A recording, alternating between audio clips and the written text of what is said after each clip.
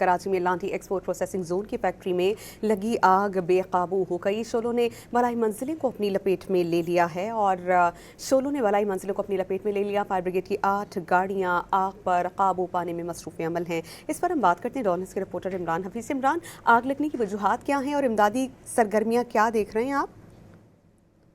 अभी इस वक्त जो है वो आग लगने की वजह कहना जो है कबल वक्त है, क्योंकि जब तक आग बुझेगी नहीं और उसके बाद इंस्पेक्शन होती है, उसके बाद जो है वो बाकायदा तौर पे जो फायर ब्रिगेड के जो माहिरीन है वो इसकी जो है वो वजह जो है वो आग लगने की बताते हैं।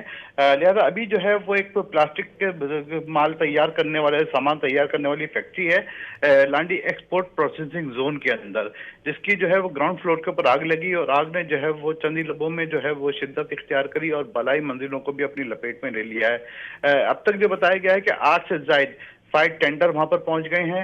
इसके अलावा जो है वो स्नार्कल जो है वो उसकी मदद भी ली जा रही है आग बुझाने के लिए, क्योंकि जब बलाई मंजिलों पे आग पहुंची है तो वो स्नार्कल की मदद से जो है उसके ऊपर आग बुझाई जाएगी।